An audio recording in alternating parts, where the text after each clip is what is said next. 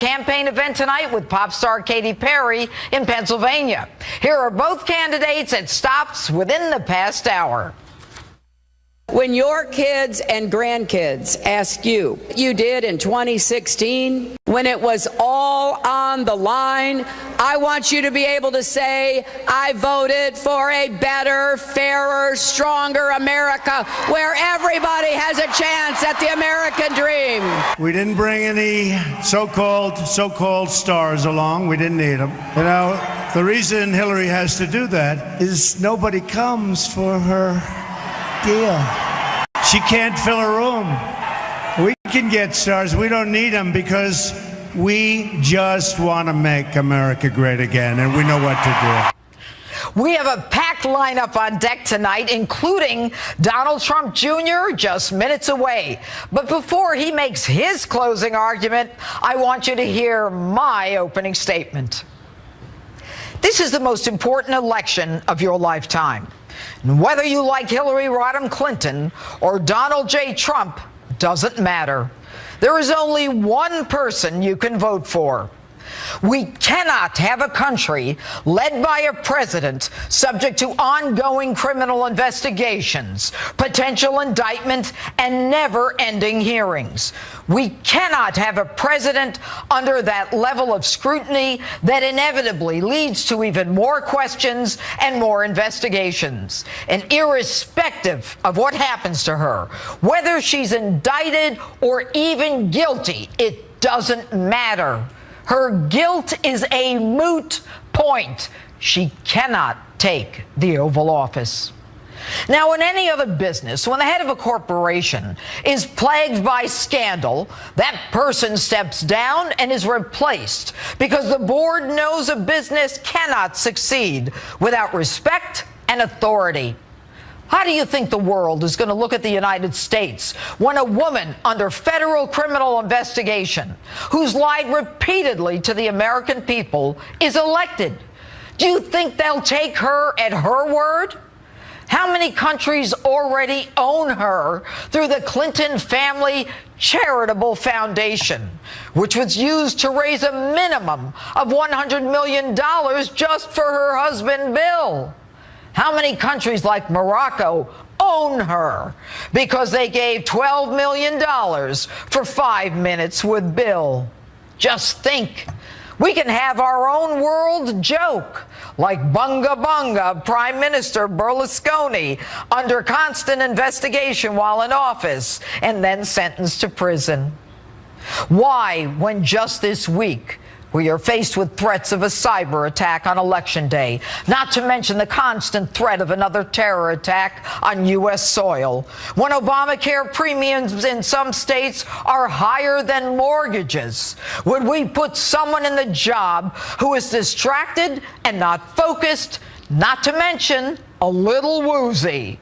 We need a commander-in-chief focused on daily briefings, not one who, along with her staff, is worried about her and her spouse's investigation and what leverage can be used to shut that investigation down, worried about what vulnerabilities they have or whether they are being blackmailed or extorted.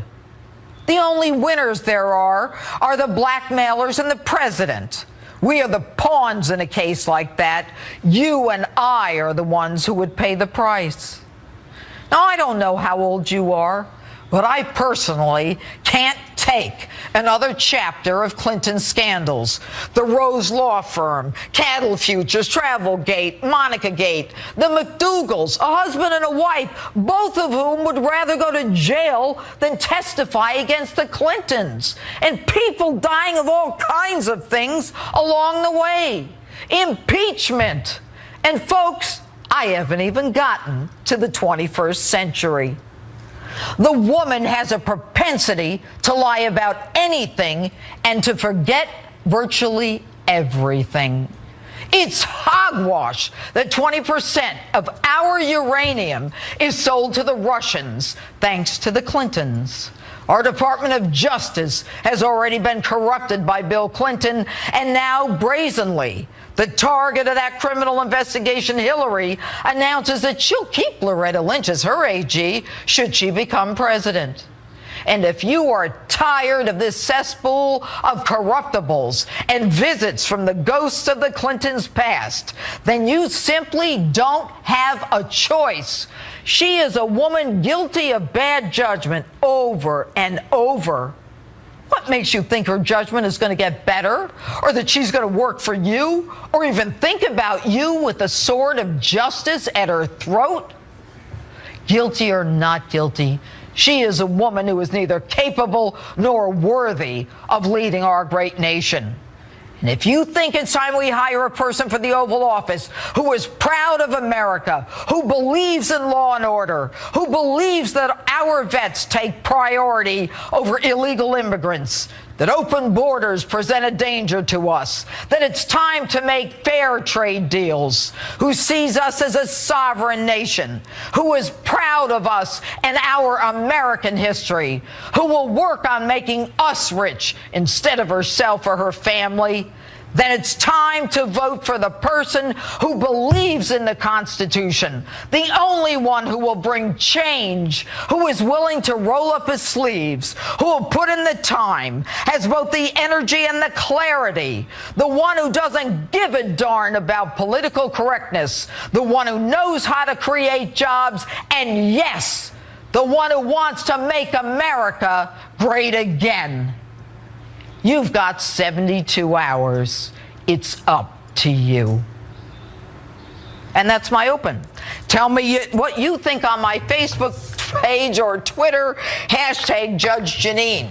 And joining me now is the Executive Vice President of the Trump Organization and the son of Republican presidential candidate Donald Trump Jr.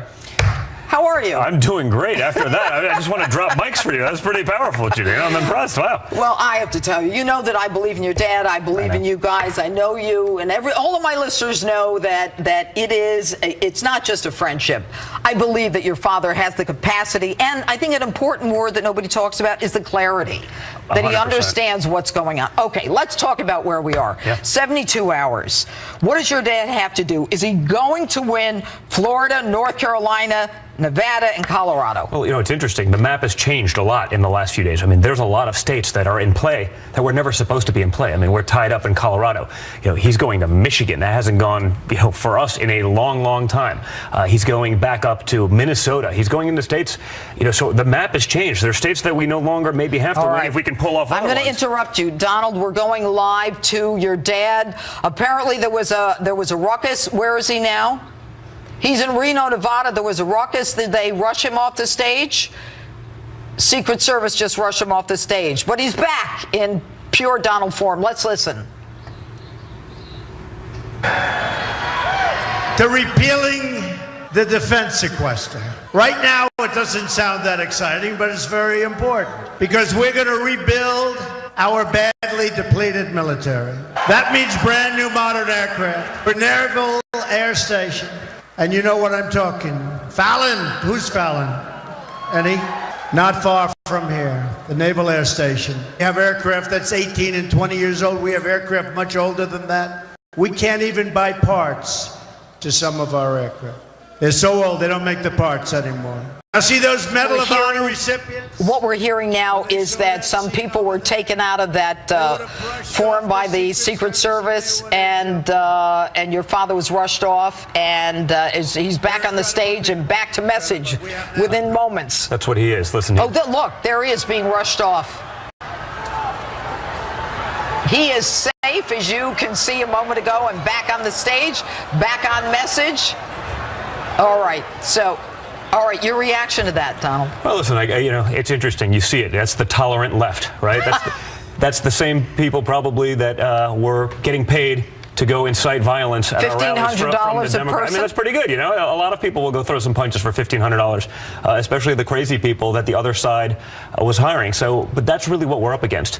You know, if this was candidate to candidate, policy to policy, track record to track record, this would have been over a long time again. But we're up against a very corrupt, very big machine. These are power players. This is how they've gotten rich. The Clintons are worth up to $250 million. Doing what? Peddling American influence, selling out America. That's what got them there. They haven't created a job. They never built anything. They didn't do any of those things. But that's what we're up against. And so if it was a fair fight, it would have been over a long time ago.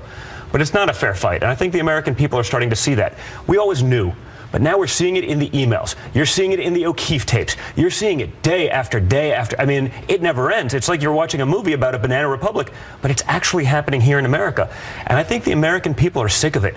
You know, and honestly, that's a bipartisan problem. Both sides and the elite have done this and gotten us in this mess. And you know what? Your father saw it in the primary, Correct. and he was able to bust through it. Yeah. But I think that the thing that's so disappointing is that when we actually see it in the emails, like the Democrats saying, what are we going to do? POTUS, President of the United States, said he didn't know anything about a private server. What are we going to do when he was already emailing with her? I mean, this is frightening stuff. Are you disappointed? I'm actually, listen, it's hard not to be, all right? I'm an American. I'm a patriot. I believe in what they're doing. And we are literally running up against the most corrupt candidate in the history of the presidency.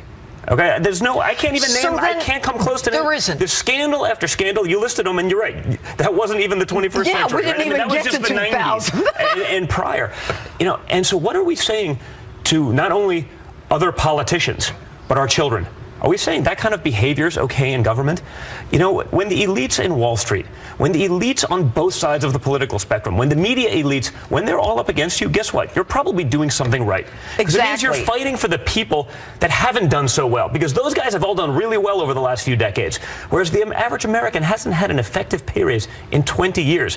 My father's willing to take on that system. He's willing to step away from a pretty good life. Yeah. You've seen it. He could do whatever he wants. He doesn't need to do this. He doesn't need to do this. You know, and I get criticized for saying that, but he wants to do it because he wants to ensure that our kids and grandkids have the opportunity to live the American dream. I want to get into more questions. Why is Obama so invested in Hillary winning? And I don't want to hear, his legacy. No, he's already got a legacy. Well, listen, everyone knows that they don't like each other. I mean, I can't figure out. Presumably because they want to, impose some sort of different rule of law in America. I mean, these are not people that believe in the Constitution. These are law and order, or the military. You see Hillary talking about, the Supreme Court justices she wants to put in. She disagrees with the Heller decision that people could have a firearm in their home to protect themselves. That's what this is. This isn't a 4 or 8 year election. It's a 40-year election.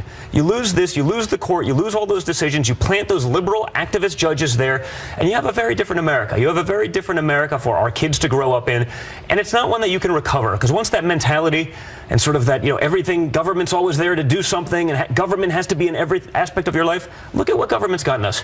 Whether it be the Obamacare premiums going through the roof, that's no longer affordable health care. Okay? Not to mention your $9,000 deductible, right? So unless you get hit by a bus, you don't have insurance, okay? But it's failed promise after failed promise. Giving $150 billion to Iran. Think of what we could have done with that. Think of what we could have done in the VA system with that, or in our education system with that. It's crazy. Running out of time.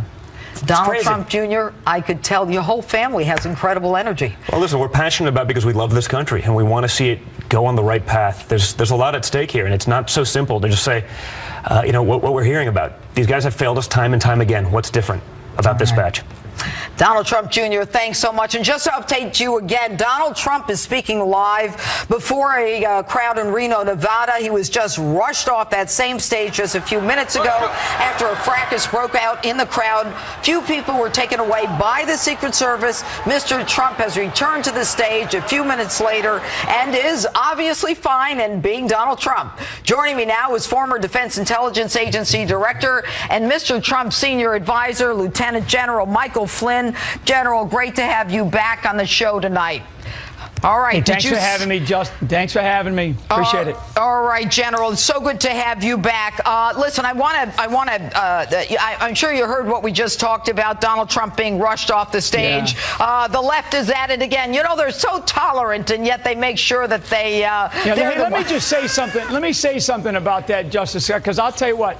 The Secret Service would not want to have him come back up on the stage, honestly, after something like that. I know that. Right. And I know that with the guys that are around him because they deeply, they respect him, they love him, and they would not want him to come up after an incident like that. Right. So that just shows you that the resilience, the toughness, the leader that we have in Donald Trump to get back up on that stage and continue to get his message across to the American public at such a critical time. His desire to not be pushed down like some of these people are doing. General, exactly. He's not backing off. All right. There's no doubt about it, but I want to ask you a couple things. Look, you were appointed by President Barack Obama as the twice director of National Intelligence Agency, as well as what's the other agency? Well, the Defense Intelligence Agency, and also as the Assistant Director for National Intelligence. Okay, so at some point there is a separation of ways, and it pretty much is right after Obama says that ISIS is the JV team. The following month, you come out and you say to Congress, you know, they're going to be one of the most dangerous terrorist organizations, and the marriage is over at that point. Yes? Yeah, I mean, ISIS, you know, as we've seen, they have been expanding ever since we unplugged out of Iraq in 2011. When we achieved victory through really up through 2011, and then this president and Hillary Clinton as the Secretary of State, who could not, you know, cut the deal at that time with Iraq, and we decided to unplug, it left such a vacuum, and it created the rise of ISIS, and we're in the middle of it right now. And ISIS, you know, as it stands today, is in about 32 countries, probably more than that. They have already threatened our election, and they're talking about conducting attacks in this country, possibly in I think it's 2 or 3 states right now. All right. So it's just crazy. All of this happens under Obama and under Hillary, and Hillary's going to continue the Obama policies. Yeah. But Hillary says the one thing she's going to do now is she's going to have an intelligence surge. That's her way to fight ISIS now. What do you think of that? Yeah, I mean, I don't know what that means. I mean, here's what it really comes down to. And frankly, Hillary Clinton, and I can tell you that the one thing, you know, rather than really talking about her, what Donald Trump would bring to our foreign policy and our foreign partners, our allies and friends around the world, is a much stronger relationship. I'm telling you, Judge, that I have spoken to many leaders around the world, both in Asia, in the Asia-Pacific theater, as well as in the Middle East and Europe. And they all look forward to working with Donald Trump because they just do not trust Hillary Clinton, and they do not see her for somebody who is trustworthy. I'm sorry, that's just the way it is. And with respect to Donald Trump, I mean, they see him as a guy, what? Why do they see Donald Trump? Well, because he's very straightforward. You know, what you see is what you get. He is somebody who is honest when it comes to, you know, to dealing with leaders. I mean, he is a leader that they can respect. He is someone who has gained an awful lot of respect in the year and a half that he's been involved in this political, you know, campaign that he's been a part of. And I think what they see is somebody who demonstrates extraordinary leadership skills, who they're going to be looking up to, and they're going to be looking forward to working with the United States of America, where we have dumped allies and friends under this administration, to include Hillary Clinton, around the world, and they have no idea, Judge, what our current situation, you know, what we are. They're so uncertain about our policies and what we stand for. All right. General Michael Flynn, thanks so much for being with us tonight. And Governor Mike Huckabee is still ahead tonight. And next, a late-breaking look at the constantly changing electoral map. Republican pollster Frank Luntz is standing by live. And joining me now is Republican pollster Frank Luntz. Frank, we'll talk about polls in a moment, but first, what do you make of this? Things are starting to get tense on the trail. How does this play out in the electorate? Well, they've gotten tense before, and it has actually worked to Donald Trump's advantage.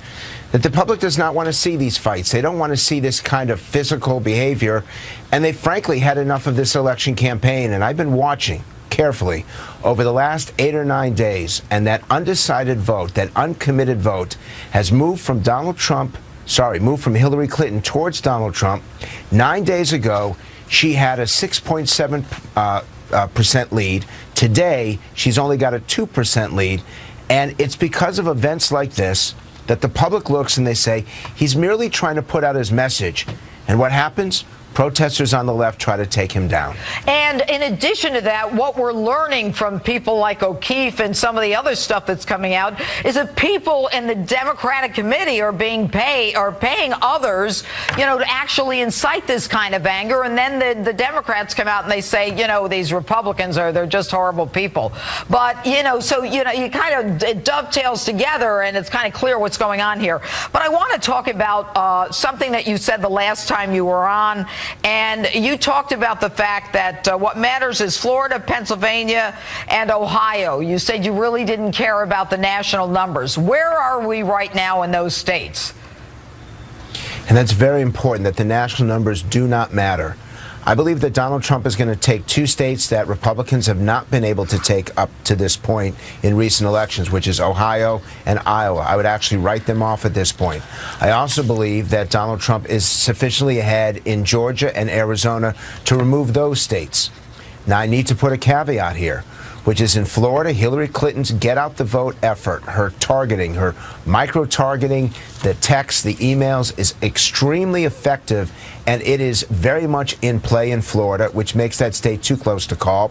In Nevada, which has been moving towards Donald Trump, and in fact, in the most recent polls, Trump is now ahead in Nevada. The problem is the early voting has very much leaned towards the Democrats. They're pulling out people thanks to the unions, thanks to organized labor in Las Vegas. And so Nevada, which should, based on the polling, now be in Trump's camp, to me, it looks like it may narrowly go for Hillary Clinton because of early voting. Therefore, I'm watching North Carolina and Colorado, that those are the two states that I believe will determine this election. And at this point, Clinton has a 3-point lead in Colorado, and it is dead even in North Carolina. All right, I want to go back to something you said earlier about Florida. You said that because of the early voting and because of the texting and emailing that Hillary's doing, look, no one has captured social media like Donald Trump, Ivanka, Donald Jr., and Eric. I think between the three of them, they've got something like 30, 40 million followers. I mean, I've never seen anything like it. She can text and email all she wants. Actually, she should stop emailing because, you know, that's a problem that she's got with the FBI and the Justice Department and all that. But I digress. I can't imagine that there's any competition between the Clinton camp and the Trump camp as it relates to social media. No, but actually the micro-targeting, which is knowing what each voter thinks in each individual household, so that you can send the precise message to that individual at the right time. The Clinton campaign invested tens of millions of dollars into grassroots and micro-targeting, and the Trump campaign simply didn't. And if Hillary Clinton wins in Florida, based on the numbers that we have right now, it will be because of that. I don't disagree with you.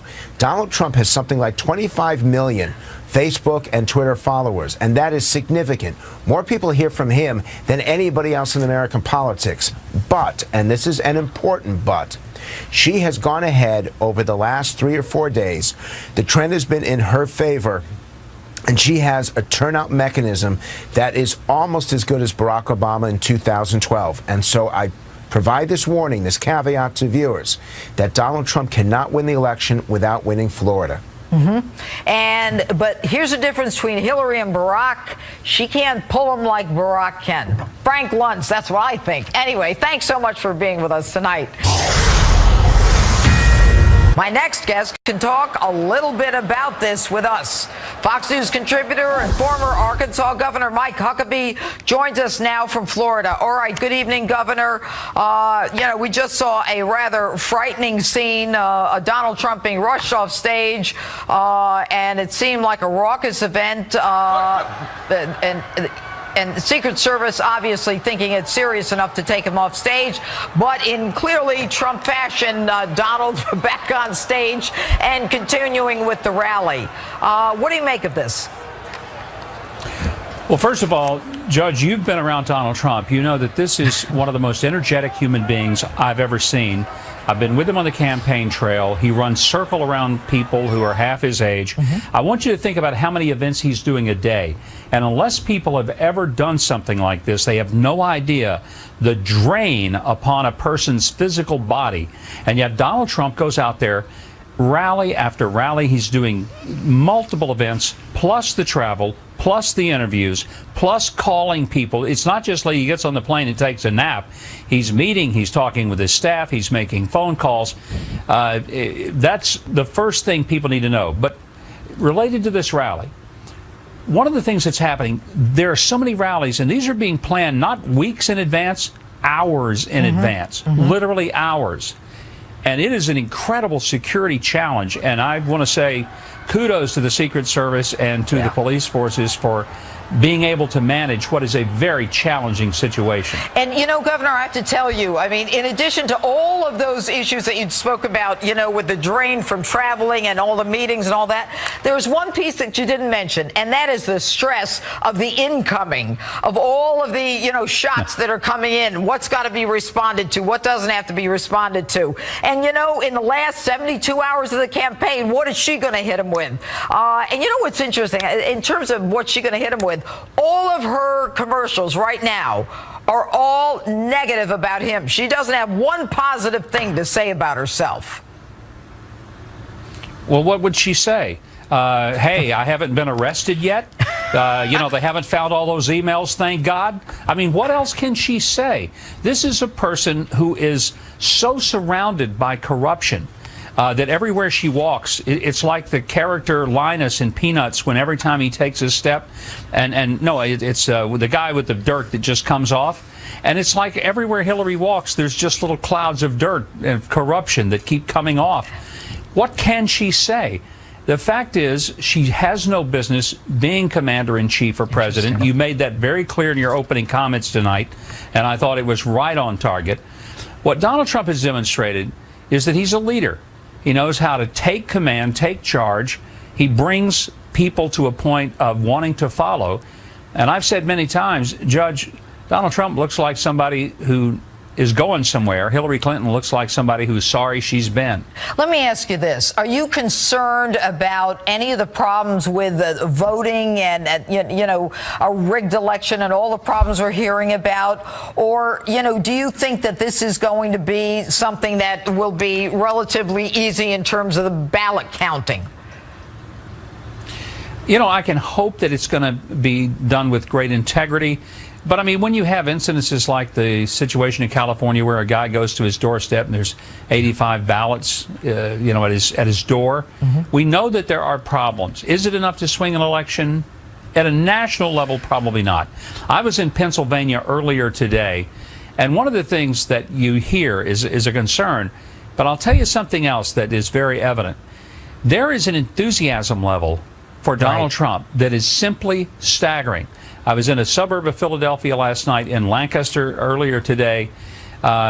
Listen, people in places like Pennsylvania, they're going to vote. I think he will carry Pennsylvania. And by the way, if you want to know why you can be just assured that the Clintons are scared to death about it, that's where they're going to be on Monday night, and they're bringing the Obamas. They're bringing, I think, their pals Jay-Z and Beyonce, so they can give us some of those wholesome lyrics that they love to do. And I got to go. I wonder how steel country and coal miners think of Obama and Hillary Clinton. Is it going to make a darn bit of difference? But we'll see, and I'm sure we'll see you Tuesday night. Governor Mike Huckabee, thanks so much for being with us. Thank you, Judge. All right, and more on tonight's Security Scare with our political panel next.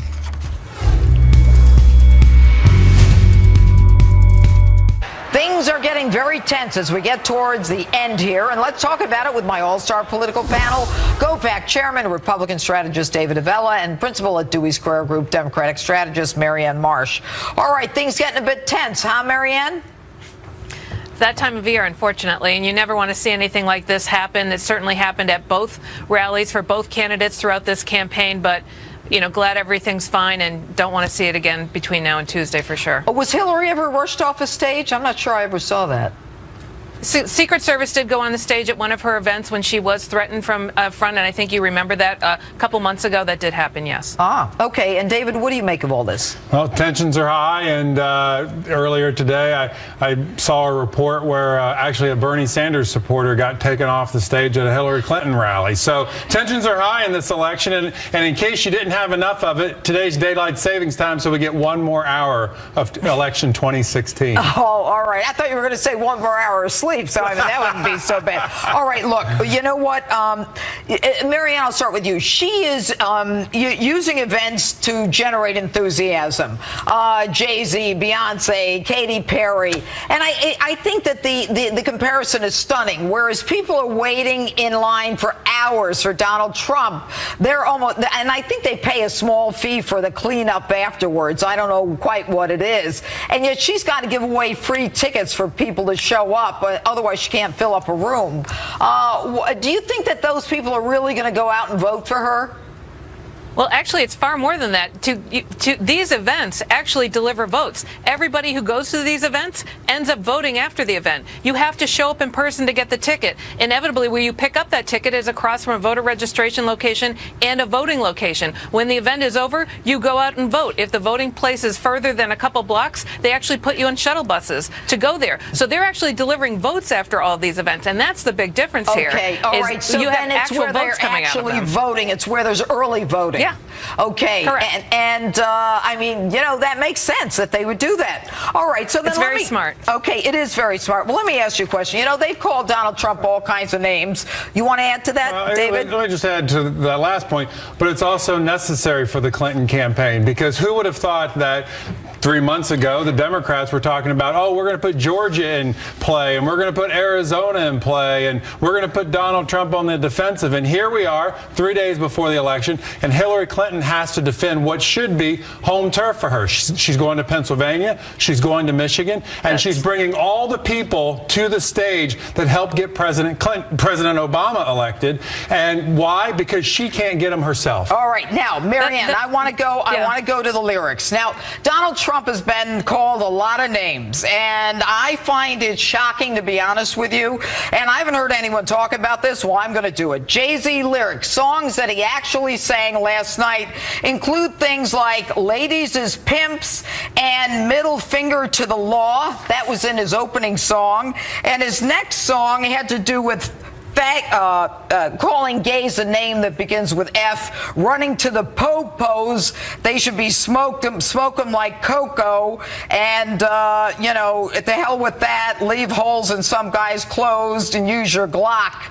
And then Beyonce comes out and she sings that song "Formation," which is basically a salute to Black Lives Matter, and saying stop shooting us. 2 quick points. First, to David's point, Hillary Clinton's going to Pennsylvania and Michigan because they don't have early voting, and they vote on Tuesday. So that's a traditional get out the vote rally, and that's how you time them. You always time these things to when people are voting. As to the things that were said last night, neither Jay-Z or Beyonce are running for president. Donald Trump is, and you should compare the words from Donald Trump that we've heard throughout this campaign compared to both of them. You can make your judgment on that, but he's running for president. That neither Jay-Z nor Beyonce are running for president.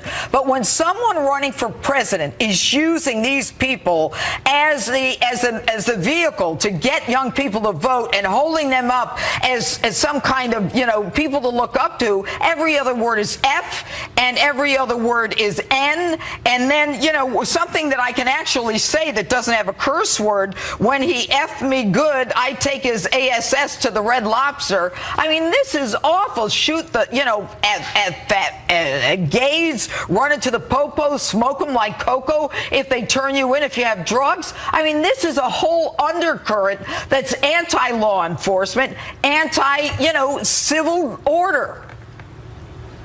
I mean, voters have had the chance to hear from Donald Trump and many things he's said. They're making their judgment on that. They can also make their judgment, if you want, in terms of the people that Hillary Clinton has at these events. But Donald Trump and Hillary Clinton are the candidates. Judge them exactly by what they say. Well, I judge her by her messenger, that's for sure. What do you say? Well, not one single undecided voter is going to vote for Hillary Clinton because Jay-Z is on the stage. What they are going to make their decisions on. Yeah, but Marianne says they are. But they're going to make their decision on whether they know about Hillary Clinton. And here's what we know: she's under an FBI investigation, and past performance is a good indicator of future.